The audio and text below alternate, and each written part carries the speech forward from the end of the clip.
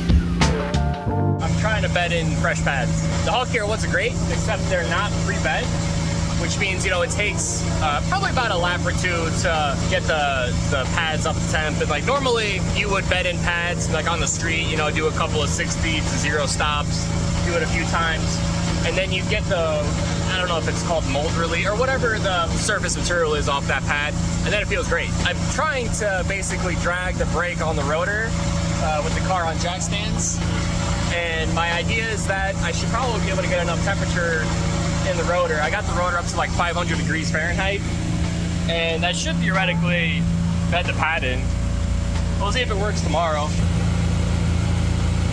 Dare you to put my finger in that. Bloop. Just kidding. But also, here's a good look at the fender liners that I made. Didn't get a chance to record this, but yeah, it just it bolts in to this aluminum angle iron that's attached to the splitter. I just use like a fender fastener. There's one bolt up here, and then there's 2 bolts that go to the tub. And you can kind of see the mounting right there. Yeah, the idea is to just reduce the amount of air that is going on top of the splitter. So I might block this area off next, and then eventually I'm going to cover this whole area. But the front is all I've managed to accomplish so far. 294 pads, about 280. But yeah, gonna let it idle a little bit more and then kill it, and that should be good for the pads. Fresh pads front and rear. So, well, I actually did the rear before race 1, and then I did the fronts before race 2. So it's always nice having a fresh pad because it feels like the pedal is always a little bit firmer. It's got less travel. But anyway, thanks Hawk. And I think this little trick is a smart idea. Pretty smart. Anyway, that's it. This is my crew this weekend. Always sleeping on the job. Yeah, I'm talking to you. Always sleeping on the job. But you're supposed to be checking over some bolts and nuts. I know, it's hot. I'll let you have your little nap break. I'm not even sure if I talked about race one much at all, but long story short, a little too cautious going into the first corner, which allowed James to go around me on the outside because we were in the same row. So he was P4. So he managed to pass me on the outside. And then Magnussen kind of followed him through. At that point, I knew I was kind of screwed because Magnussen, even though it's a BMW, it's a V8, high horsepower, it's quick. So I was basically stuck behind him the whole race, especially coming out of turn 7. I couldn't really get a run on him. And then I would reel him back in, 10A, 10B, I would catch up to him a little bit. And then 11 and 12, I would get a good run, but I couldn't really do anything on the front straight. And then turn 1, he was actually really good in turn 1. But then yeah, 3 through 5, 6, and 7, I would be hounding him the whole lap, but you know, those are really hard corners to pass at. There was also a moment where the caution flag came out in turn 7, and I thought he was gonna loop it. So I kind of went along the inside of him, and then I gave him that position back once I realized, you know, there was 2 cars parked in access road. But yeah, eventually he burned his tires off near the end, and I finally got around him with like 2 to go. But at that point, I was pretty much 8 seconds behind the lead pack. And I kind of expected this at this track, especially because it's the twisty bits are so hard to pass at. And I knew that if I was going to be behind him on that long straightaway, I basically had no chance. But fortunately, I made it back up to 4th, so I dropped the position, which sucks, but you know, it's still a good finish, good for the season championship. I almost got passed by Tony Marchev in the black Vet. He actually made a move up alongside of me in 10A, 10B. Luckily, I held that off because it very could have easily been me falling back to P6. But yeah, I just have to have a good start and get in front of some of these guys and then just try to hold them off. But yeah, like I said, it's going to be tough, especially if they're going to be faster than me on the straightaway and they could just drive around me. So we'll see how tomorrow goes. Still mediocre chance of rain tomorrow. So that might change things up a bit. And of course, you know, I got my rain tires on the rack, so I'm going to probably take those down, get them ready to go. I don't think I'm going to make any changes to the car. The car feels really good, honestly, but I'll check the weather tonight. And if it's a higher chance of rain, I might change a few things for the rain.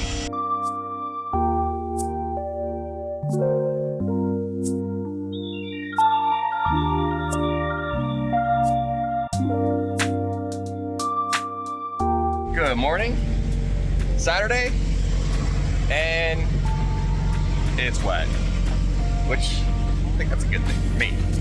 We got the brand new 255 Extreme Contact Sport 02s on the front, 225s in the back, so I'm super glad I managed to get a set because they're gonna come in handy today because it's gonna be wet for race 2, 3, and 4.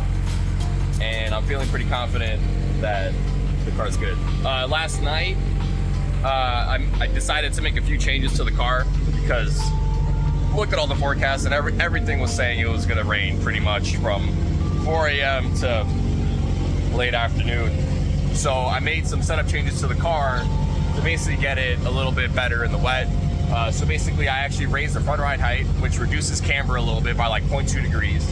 And I added shims to the camber in the back to, once again, decrease camber.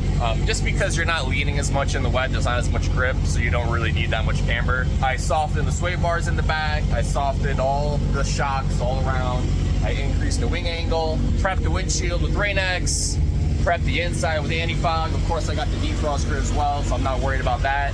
Taped up the grill a little bit with tape because it is going to be cool. Yes, the car has a thermostat, but it also has a low temp thermostat, so sometimes it struggles to get up to temp. So a little bit of tape on that is going to help.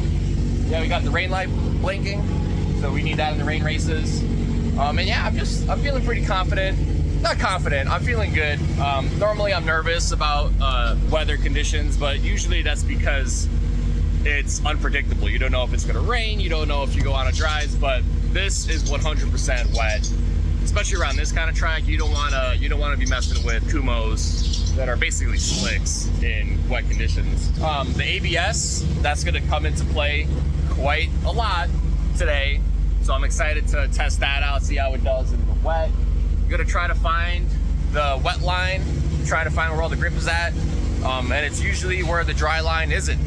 So, you know, for example, turn 1, it's going to be all the way around the outside, basically at the edge of the track. That is where the least amount of rubber is, and that's also where the pavement is probably the roughest, because, you know, you don't have cars smoothing it out on the racing line. Pretty much the only aero car in like the top 5, I would say. Christian, who was pole sitter yesterday, the yellow Corvette, I think he finished 2nd in the first race.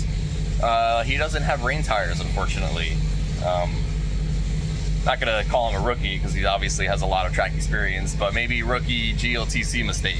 Always gotta have wets with you. I'm kind of happy about the rain because this wasn't really the track for my car. That long straightaway kind of killed any opportunity to pass people here. But in the wet, you know, anything can happen. It's like F1. You know, in the dry, we're kind of in a DRS train. You can't really pass, and then all of a sudden, the heavens open up and everything goes chaotic. But yeah, front wheel drive in the wet is always kind of an advantage because you don't have to like feather the throttle. You can kind of just mash it and let the tires do their thing. You don't have to worry about spinning out.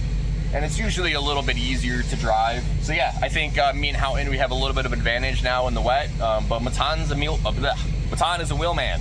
So I'm sure he'll be still fighting to get some more wins this weekend. If we can pick up a few podium positions, maybe even a win today, that would exceed my expectations. It's raining more and more, so I guess it's time to get dressed and maybe head on down there. Alrighty guys, race 2 coming up. It's wet, it's real wet. Oh, it looks like Christian got some rain tires on after all. Interesting. Yeah, just gotta keep it on track and see what happens. I talked to Tom O'Gorman before this race, and he said there really isn't a rain line around here. So we're gonna have to hunt for the grip and see what we can find. Maybe it might just be the dry line. But yeah, he said there's also a river at the bottom of the S's, so be careful about that. But anyway, yeah, the goal is to just keep it on track and slowly build up confidence and see what we can do. So, race 2, let's go.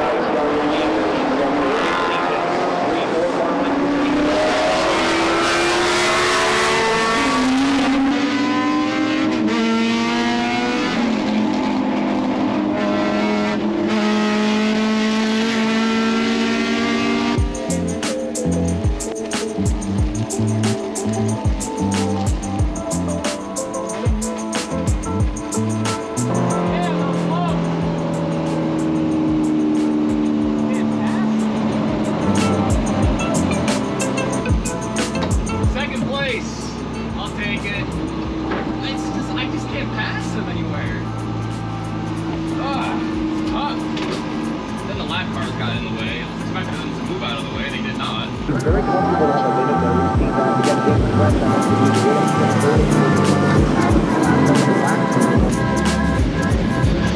26-18, no dyno.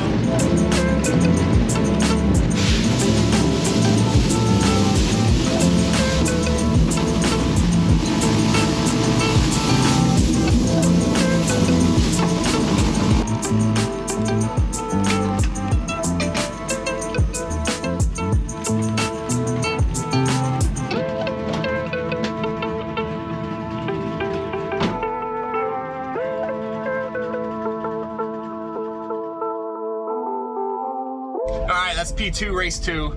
That was awesome. We were flying out there. Me and Matai were going so fast. It was a tough race. I tried my best to get around him, but when the Corvette is easily gapping me out of turn 7, it makes it pretty difficult. But I had a few opportunities, you know, 10A, 10B down into 12. A few times I had him almost in 5. I was too wide in turn 7, but, you know, didn't make anything stick. But yeah, it was a great race. A lot of fun. Huge props to Matan. Another win of the season. That makes us tied at 3 wins each for the year. Also, shout out to Ayrton Grimm. He qualified 3rd because he got the 3rd fastest lap time. So that's pretty cool. 17-year-old in the Turbo NC Miata. So look out for him. But yeah, I ran the fastest lap, which means I start on pole. And I'm not really sure which lane I'm going to pick, either inside or outside. I might go outside, just because I think I can carry a little bit more speed and then kind of ring around the outside. But yeah, it's still kind of drizzling. Staying on the wets. Not going to risk it with the Kumos. And then, yeah, hopefully we can squeak out another podium, maybe even a win. But it's going to be tough against Matan here, that's for sure. But let's go. Race 3 coming up, quick turnaround, and then we got one more race after that.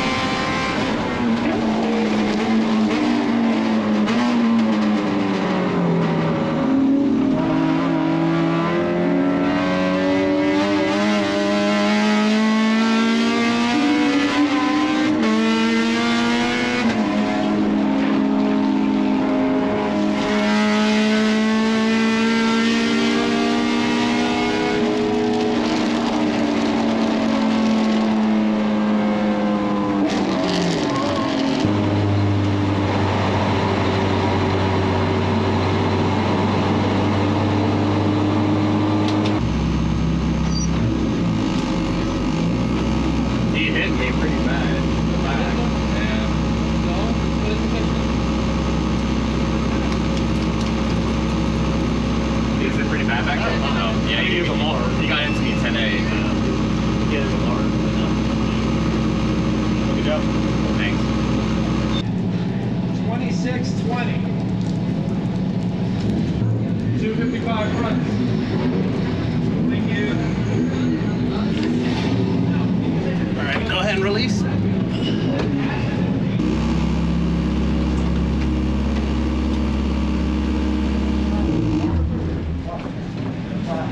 So what happened in 10A? Sorry about that. What happened in 3? Well, I had to hit the curb. I had nowhere to go, and it got loose. Same thing, but I'm sorry about that. Yeah. I just told, Wait, room also, it was like, just like go straight in here. Wait, what? I thought I gave you enough room. Well, we did, and the curving on What's the minimum? Well, Definitely not that. actually, that's a 10. Oh. Oops. So we basically got penalized anyway. At least we got this. We got this trophy. And what's the number?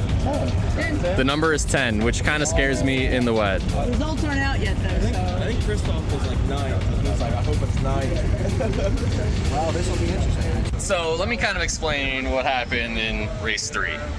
Number 1, I didn't have ABS, which it's saying left rear wheel speed sensor was acting up, or right rear.